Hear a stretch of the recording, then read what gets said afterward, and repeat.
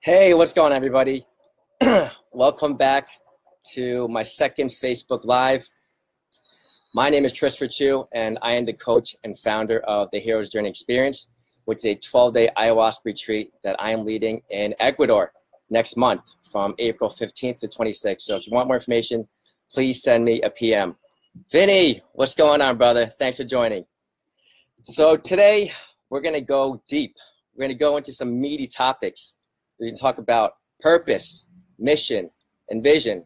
These are things that are very important to me. These are things that give meaning to my life. And I love talking about that stuff. I love talking to other people and finding out what they're into and how they're trying to make a positive impact. So today I want to really use this platform to explain what my mission is and why. The reason why I'm doing this and why it's important to me and why it's important for me to leave a positive impact. So I'll start off right away. My mission is right now, I'll summarize it as I create a world of joy, love, and harmony by serving other men on their own journeys of healing, self-awareness, and freedom. And that's what I've been really doing for the last 2 years with coaching. And I got a little show and tell today. Ryan, what's up? Kim. My vision. This I actually wrote when I was back in Bali, back in April. So I'm in the beautiful, lush green Andes of South America. The sky is clear blue, billowing white clouds, and the sun is shining on my face. I'm sitting in a sacred medicine circle under the trees. There's a warm, gentle, crackly fire in the middle, and the scent of sage is burning in the air. One of my favorite San Pedro shamans, Santiago, is singing his icaros and beating his drum powerfully. I'm accompanied by my close friends, Evan, Nick, Gabriel, Stephen, along with 8 other men from all over the world. I've just completed leading my first 12-day plant medicine retreat, facilitating, holding space, and teaching workshops to help men go on their own inner journey so they can show up as their best selves in health, relationships, and careers. I'm feeling present and grateful for this opportunity, as well as a sense of connection, brotherhood, joy, and optimism. And I even wrote, this is what I created when I was back in April, and I even came up with like a vision of an actual, my artistic skills are not the best, but that's supposed to be a picture. What's up, Kendra? What's up, John? Hey, Victor. Of those are the mountains in South America. So yeah, this vision and mission that's been in the back of my head for the last year or two, and I've been really using my coaching business to really facilitate that and make that into reality. So how did I get here? What made me go on this mission and find my purpose? I think a lot of people, we all question, what is my purpose in life? Why am I here? What am I meant to do? Do you guys agree? Like, do you guys wake up sometimes and trying to ask yourself, like, what am I supposed to be doing here on earth? So I think in order to answer that question, for at least me, what I'm going to do is I'm going to go back, I'm 38 now, so I'm going to go back to my 20s. We all have, Facebook is very good at showing us memories. You get those Facebook pop-ups every day. Like, 10 years ago, you were doing this, 5 years ago. And it's always funny to get those reminders because I see myself. I see a younger version of myself. And I sometimes cringe. What's up, Kendra? Thank you. I sometimes cringe because I did some things that I'm not so proud of. And that's what I'm going to talk about today because that is part of this learning cycle, this journey of growth. So I've been living abroad in mostly Asia, in Bali and Thailand for the last 5 years. But like I said, I didn't just wake up one day and was like, oh, wow, I'm just going to live in Asia. How did I get here? So if you look further back into my 20s, I'm from New York originally. And from 25 until 32, I was working for different Wall Street firms. So I started off with Morgan Stanley, then a small firm, Fox McKellen, and eventually a big Australian bank, Macquarie Bank. So that lifestyle of back then, that was very different from my lifestyle now. It was very fast-paced. I was commuting from Hoboken, New Jersey to the city every day, to Midtown. And I was working the trading floor. I was supporting traders with the different systems such as Bloomberg, Reuters. It was a very chaotic, loud environment. It wasn't very Zen-like. It was a pressure cooker, basically. And every day, I was walking into that type of environment. And that was during the financial crisis as well. So there's a lot of pressure on myself. What's up, Jonathan? What's up, Chris? Hey, Guy. Rahima. So, you know, this New York lifestyle, it's like what you imagine in the TV shows and the movies. It was just fast-paced, constantly, my you know, things constantly bombarded at me. And I didn't really have a way to deal with it. And what happened was I was also going for my MBA at the same time. So I wake up one day and I am at my girlfriend's house at the time. And I'm like, listen, I can't breathe. I don't know what's wrong with me. And I have asthma. She's like, don't worry about it. It's probably nothing. So that day I go into the city. I take my graduate exam. It's like a 3 or 4 hour test. And afterwards, I'm like, you know what? I still can't breathe. So I go back to, I finally go to the hospital. I go get checked out. And the doctors are like, well, Chris, you know, you seem like a healthy guy. You work out. You're very young. I was, I think, 28, 29 at the time. And they're like, we don't really see anything. So they're like, you know what, let's just do an x-ray just to make sure. So I go into the x-ray room, and then like the doctor comes back, and he puts it up on the wall. And he shows the paper, the x-ray. He's like, this lung right here is healthy. It's nice and elongated. It's like a tube sock. It's inflated. It's breathing. It's healthy. This other lung on your other side is the size of a golf ball. It's because your lung has collapsed. So here I was all day breathing out just one lung, and that's why I couldn't breathe. So my lung had collapsed. They had to stick an air tube in me, cut me open. I had to go into surgery, and I was out of work for a month. They reinflated the lung, but you know, I couldn't work. I couldn't work out. I was on painkillers. It was not a fun chapter of my life. So, you know, I went back to work eventually, and I was like, all right, you know, I'll just continue going on, working crazy hours, not taking care of myself mentally, physically, emotionally, spiritually. And what happened was 9 months later, it happened again. The same lung collapsed. And actually, let me show you guys a picture. This is actually what I looked like in the emergency room. There's a picture of me, nice and healthy. So that was me in the surgery, in the ER. So the second time it happened, they had to do really heavy-duty surgery on me. And that was to reinforce the lung against my chest cavity. It's the same operation that airline pilots and divers get. Because they're in pressurized environments, they are more susceptible to a collapsed lung. So that was the same operation I got. And it was not fun. So this time I was out of work even longer. I was out of work, I think, for a month and a half, and I lost like 30 pounds. I was super skinny. I was on painkillers again. And this was as a result of living the crazy, stressful lifestyle. You know, it was not just working Wall Street. It was also the whole lifestyle of partying hard all the time. I was a heavy drinker. I would drink heavily Thursday happy hours and Friday night, Saturday, and even Sundays, you know, go to football games and watch football and drink. And then also I had a cocaine habit. It was nothing like addictive, but like it was to a point where it affected my health. So here I was not sleeping. I was partying 3 or 4 times a week hard with alcohol and cocaine. I was not taking care of myself mentally. And all this stress, it came crashing down on me. So that was finally the wake-up call from the universe, from God, whoever you want to call it. That was the wake-up call to me to be like, what the are you doing with your life? Wake up, you know? So during that month, I read a book called Career Renegade by Jonathan Fields. And in that book, it's about a guy who was a high-pressure lawyer. Jonathan Fields is actually a pretty well-known author and speaker and coach.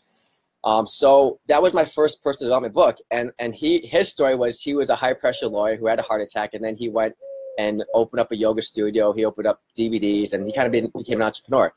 So that was a little seed that got planted in my head to be like, you know, what am I doing with my life? Do I just want to chase money? And that was the thing. At this point in time, I was just chasing money.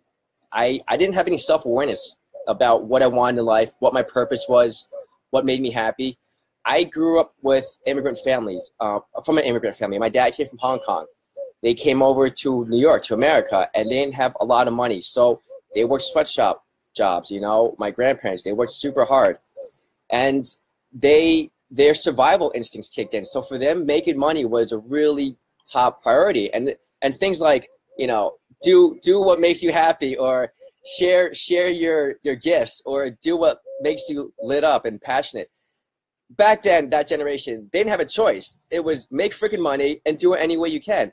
So growing up, I didn't have the awareness to be like, listen, I should try to find something that I find fun and I can make money.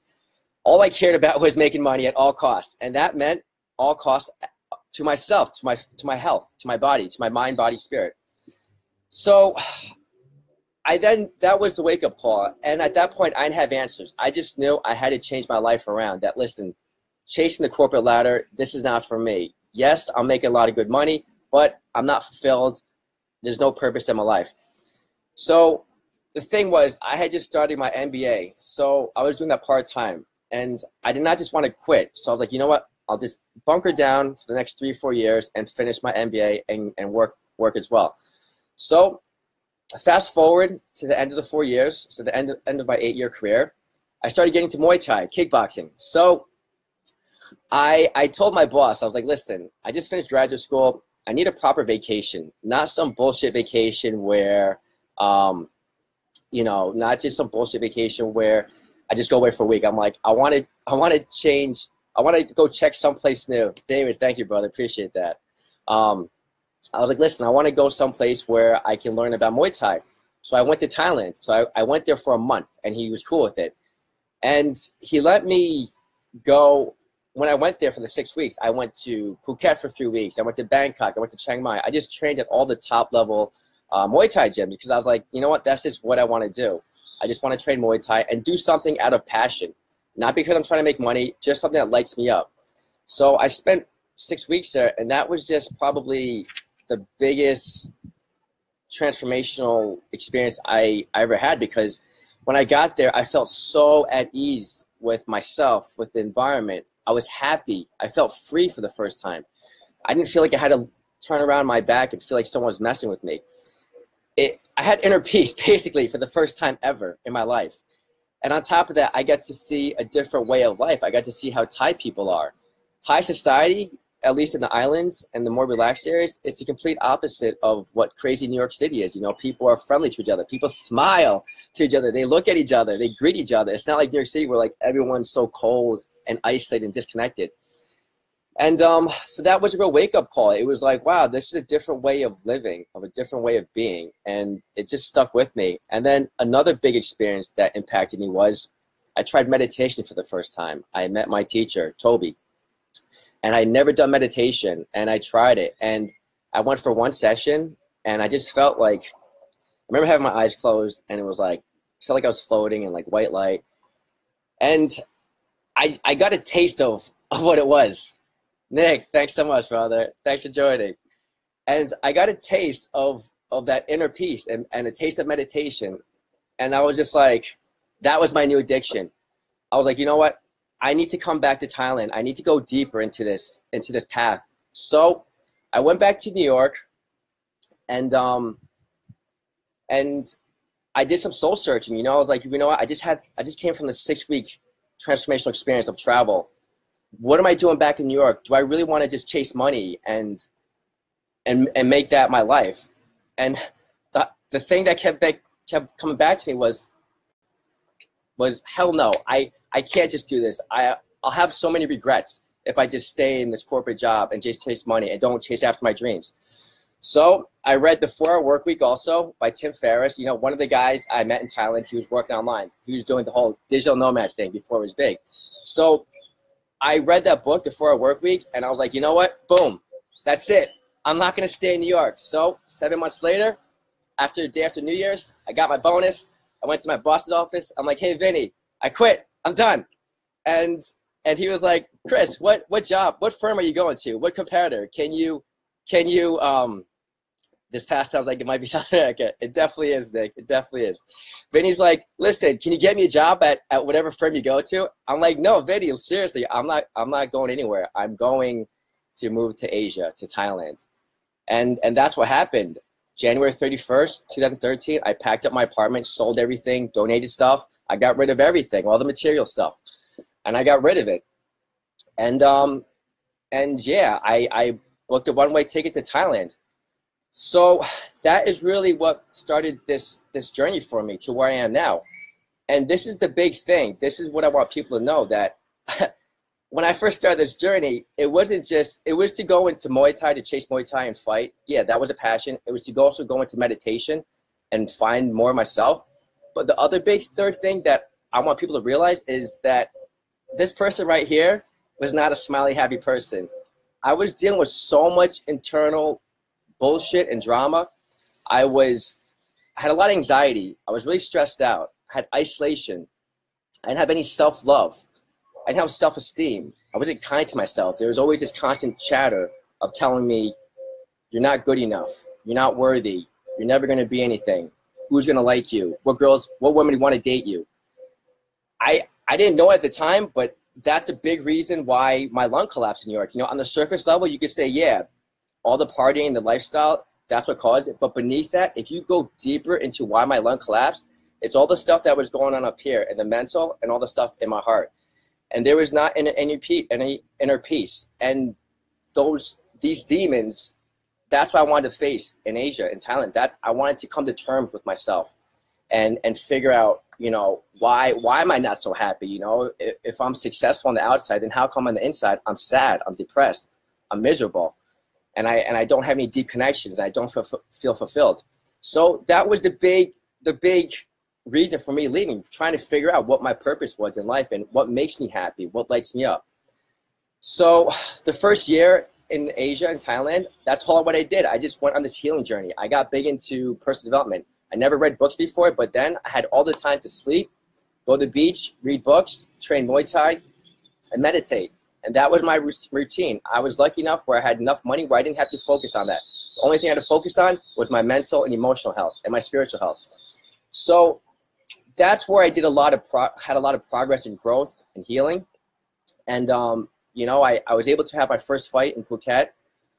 The other big thing that helped me was I did a 10-day Vipassana meditation retreat in Chiang Mai. And that's where, Santiago, what's up, brother? And a Vipassana meditation retreat, that's where you go live with the monks for 10 days. It's at a Buddhist temple, and you sleep for 4 or 5 hours a night, and you just meditate all day, and you only have 2 meals a day. And during that time, I was able to really go deep inwards and look at the past traumas that I had, because when I looked at myself, I had more self-awareness. I realized I had things from childhood that were affecting me. I had a lot of, one thing I could talk about openly is, look at me, I'm Asian. So growing up in New York, I was the only Asian guy growing up, and that really affected me with the bullying, feeling different, feeling outcast, not feeling like I belonged. That weighed heavily on me. And then also was my family, you know, growing up as a young child, I had my relation with my father was it was a very tense, fractured relationship. We weren't as close as we are now. And that caused a lot of internal stress on me. So at school, where I was bullied, I didn't have a safe place. And then at home, I didn't feel like I had a safe place. So I carried a lot of these heavy emotions, this sadness, this grief, this anxiety. I carried it throughout the years. So during that meditation retreat, one of the big things I learned about was releasing these emotions, healing, and letting them go. And that's what happened. I was able to release a lot of the anger and resentment that I had been carrying around from childhood. So by the end of those 10 days of retreat, I remember feeling so light. Like whenever people say, oh, I feel so light, like I let some stuff go. That's what I felt like. I felt like I had let go of all that heavy emotional baggage that I was carrying around my back. I felt like I had let it go. And for the first time, I had an even deeper sense of inner peace, clarity of mind. And that was huge. So towards the end of this year and a half, I then had to go to New York. It was my brother's wedding. He was getting married. So I'm like, all right, I'll come back and make the 24, 30-hour journey. Also, during the same time, a friend is like, hey, check out this podcast by Joe Rogan. It's with the plant medicines, ayahuasca. He has these people called Graham Hancock and Aubrey Marcus. And I never heard about ayahuasca or plant medicines. Also, I listened to my very good friend, Nicholas Gregoriadis, his podcast. He was very influential. So that's why I first heard about ayahuasca. And the more I read about it, the more I studied, the more I learned about indigenous tribes and ayahuasca as a healing modality and a way to go deeper into consciousness and self-awareness. I'm just like, wow, where I was on my personal journey, I was like, I need to go explore this. I need to experience these medicines, because right now in my journey, I'm going through things where I'm trying to better myself and improve myself. So that's what I did. I flew to Peru, and I went to a 12-day ayahuasca retreat in the Amazon jungle, and I had 7 ceremonies with the Shipibo tribe. These are the indigenous people, and there were shamans there. And at that retreat, you know, you go with intention. It's not just taking the medicine and sitting back. You go there for a very specific purpose. So my intention for the very first time I went with the medicines was I had to meet with the facilitators and the shamans. And they ask you, like, what are you here for, Chris? You know, some people have addictions. They have alcohol problems or drug addictions. Some people had a very traumatic experience from childhood, or someone might be going through like a divorce, or their businesses blew up and they don't know what to do. So people are going to these centers, these healing centers, to really work on themselves and go inner deep. So they asked me, Chris, what is your reason for? What is your purpose, brother? And I was like, you know what? I have a lot of this sadness and grief I still feel in my heart. I'm still carrying it around. Yes, I've been doing a lot of work, but I still feel it. And that's what they helped me with, you know. It was, the best way I would describe it is, I would say the shamans in the ceremony, they were singing these beautiful icaros, which are these medicine songs. These older women, they would sing, and it felt like when they're singing directly to my heart. And that is really where I learned how to be gentle and kind with myself, and to not listen to negative chit chat and self-limiting beliefs and deal with my insecurities. So that was a really big lesson from going to the Amazon. And then afterwards, I then went to the Sacred Valley where Machu Picchu is, and I had my first 3 ceremonies with San Pedro medicine, also known as Wachuma. And that helped me get a lot more just joy. I would say, like, I experienced a lot of gratitude and joy, and just being really clear and present with myself, and also connected with the world, with nature. And it was the first time I remember being like, I just took a deep breath, and I was looking at the clouds. I'm like, wow, I'm going to be okay. I'm all right. I made it to this point. And yeah, I think I spent 6 weeks in Peru in total for the first time in 2014. And that was just a really big part of this journey of healing and self-awareness and consciousness growing. So that was the first year of living abroad, of a big part of the story. So since then, I've always, every time I go back to South America, to New York, I always go down to South America. For the past couple of years, I've been going to Ecuador. I've been going to other retreats, other ayahuasca San Pedro retreats. And the reason why I went for those is not so, I had done a lot of heavy duty healing before that, you know, for the previous years. So for the past couple of years of me continuing work with medicines, it's to go deeper inwards. It's to go more, figuring out who I am as a person. What are my dreams? What are my beliefs? What do I want to do with my life? You know, it's having more self-awareness, and then also getting different perspectives, exploring this thing called consciousness, mindfulness. So that's been a big reason why I've been going for the past couple of years. Give me a sec. Just want to make sure I'm covering everything. Thanks for joining, everybody.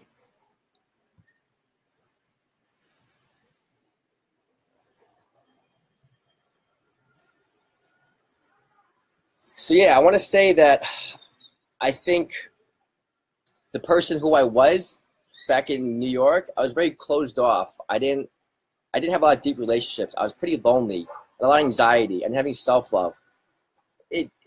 On the outside, things look good, but on the inside, it wasn't so good. So that's what I want to say is these medicines really helped me connect myself. I think one of the most powerful experiences I had was in 2015 with Santiago. The second San Pedro ceremony we had, the way I'll describe it is it felt like he took my heart and he cleared any blockages that were in there, any emotional, energetic, and he just cleared whatever blockages there were. And then it felt like he polished up my heart and gave me back a fresh heart.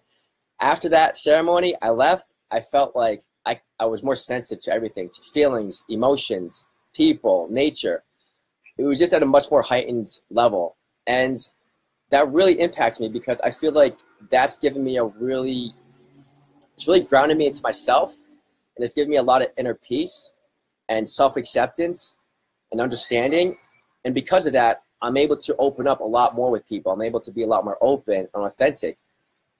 And that's been a really big part of this journey is you know, coming to terms, being okay with who I am. And then when that happens, people feel that. That's why people are able to connect easily with me, and people feel comfortable with me because they feel I'm okay with myself, and I'm not looking for that validation. I'm not looking for something from them, and I don't have anything to hide.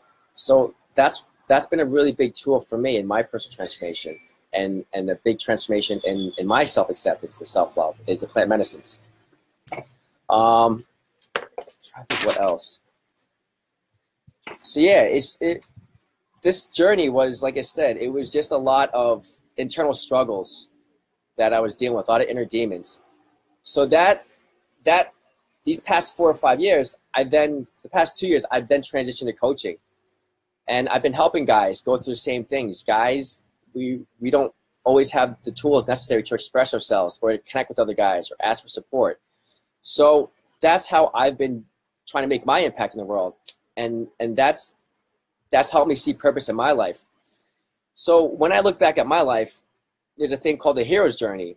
And if you look at every movie out there, such as Gladiator, The Matrix, Star Wars, they all have an archetypal hero. And that hero in the beginning is just a normal person. And then they realize they have to go through an obstacle or in battle. And then they go through it with the help of a mentor, with the help of support of other people, with the tribe. They then defeat that dragon, they slay it. And then they come back from that journey. They come back a changed person. They have the boon, the elixir, you know, that wisdom, that knowledge, that super strength they come back with. And they then share it. And then they then share it with other people because they realize that to hold that gift would be selfish and that the world needs that gift to be shared. So when I look back at my own personal life in the last 5 to 8 years, I'm like, wow, I can see how my life fits the hero's journey. And I feel like I've been able to go through all these initiations and test myself and conquer myself and face these inner demons and these wounds. And I feel like at this point in my life, it's now my duty and responsibility to share the things that I've learned, to share these gifts that other mentors, other teachers have taught me. It's now my job to guide other guys on their own journeys. And that's really how I've been able to make purpose out of my life and figure out what my big why is. And it is, like I said, that's what it is now. I'm creating these retreats for guys who can go on their own hero's journey and figure out who they are and heal whatever, you know, bullshit self-limiting beliefs or fears or insecurities they're dealing with. That way they can reconnect with themselves, find out what it is that really, thanks, brother. I connect with you also, brother. It's so they can connect with other tribes, you know, like in Bali, I love the tribe of men there because those guys are very open-minded. They're all working on themselves. They're trying to expand their consciousness. They're being mindful. They're working on businesses. They're trying to impact the world. So as guys, as men, we're on a primal level, we're wired to be with other men. You know, we're hunters, gatherers back in caveman days. Freddie, what's up, big guy? So to be isolated, we're not meant to be isolated. We're not meant to be lone wolves. So I want to create these retreats where guys can come experience brotherhood and have that deep connection and that deep bond and be able to express themselves and be open and authentic. What's up, Freddie? So yeah, that's a big reason. And the reason why I'm doing them in Ecuador with the plant medicines is because I feel like the medicines are a very powerful tool to help transform men's lives. If you look at me, someone who is really stressed out, depressed, anxiety, to then being someone who's thriving, who's happy, who's joyful, who's present, who's grateful, who can wake up and feel like, wow, I'm so lucky to be alive. That's what these medicines have come to help me realize. And that's why I believe this is my purpose and mission, is to really help facilitate guys forming a relationship with the plant medicines and to wake up. And exactly, Andre, to wake up the sleeping world, you know? Freddie, I know you want your soulmate. You want to be woke. So it's like, hey, David, you know, David, the Mankind Project, that's what they're doing. That's what we're doing. We're creating a world where men are able to wake up and be the best versions. So that's ultimately what my retreats are supposed to be. It's based on the hero's journey, and it's also based with plant medicines and coaching and workshops and personal development, and it's forming a tribe of brothers where guys can experience that and grow together. It's much easier to grow together when you're surrounded with a tribe of guys as opposed to doing it yourself. So that's a big reason why I've gone this mission, is because, you know, I've experienced the pains that these guys are going through. I was there. That was me 10 years ago. That was me struggling, and I didn't have anybody. That's why I'm doing it now, because I want to help those guys who are struggling, because I know what it's like. That was me 10 years ago. So a big reason why this retreat is happening is also look at the destruction of our world. You know, like at the Mankind Project, they asked me, why am I doing my mission? And I told them, because if not, we're going to have self-destruction of the world and destroy Mother Nature. That's it, plain and simple. We're going to kill each other. We're going to destroy the environment in the process. And it's because we haven't healed ourselves. We haven't woken up to what our actions. We haven't taken responsibility for our thoughts, our words, our actions. And that's what I've been trying to do the past 5 years, take responsibility of my inner world so I don't go out and hurt or cause more suffering.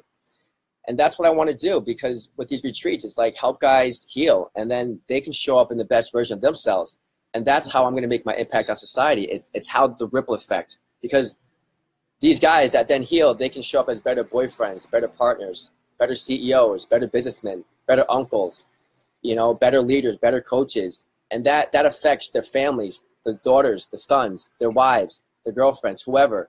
That ripple effect, it goes through society. So this is really my bigger vision. You know, this is creating a world of joy, love, and harmony. That's exactly what I want to create through these retreats for men. So that, in a nutshell, has been the backstory of 5 years and how that has come out and unfolded to today. And I hope you guys understand where I came from, because it wasn't, I just woke up one day, I was happy laying on the beach. Like, there's a lot of work that went into it, a lot of teaching, a lot of learning that I had to go through from other mentors, other men. And I'm really grateful for that. And that's what I feel like my duty is now, is to share that wisdom, share that experience with other guys. So please let me know if, like I said, I'm doing my first retreat in Ecuador. I leave April 11th, and the first retreat is 12 days. It's April 15th through 26th. I'm capping it at 8 guys. I already have 6 guys signed up. So if you know anybody, please send me a PM. I would love to talk to them. Also, thanks, Andre. I appreciate that. Also, let me know if you're interested, or just let me know if anyone who I could help and serve, because that's where I would really appreciate that. That's how I can make a bigger impact. Also, I'll be doing retreats for I'm going to be out in South America, so I'll probably be in Ecuador for 2 or 3 months, and then I'll be in Peru afterwards for another 2 or 3 months, and then I want to do another retreat in Brazil with my good friend Nick. So I'm going to be here for a while, so if you can't make this first retreat, please reach out to me. I can put you on the newsletter, so when I have the retreats further in the future, you'll be notified. And like I said, these be working with the plant medicines Ayahuasca and San Pedro. And they've been so helpful on my healing journey, on my awakening journey, as a way to be a better, more powerful, grounded man. They've really helped me a lot. So I really want to help other guys at this point and on their journey. Thanks, Ryan. Appreciate that. So yeah, thanks a lot for keeping in touch, guys. Thanks for jumping on. And I'll probably do another Facebook Friday to share some other personal stuff that I've been dealing with, and how, you know, what I can teach from that, because there's some tools, techniques that I want to share with you guys to help you improve your lives. So that's it from today. I'm sending lots of love from Playa del Carmen, Mexico. All right. Bye, everybody.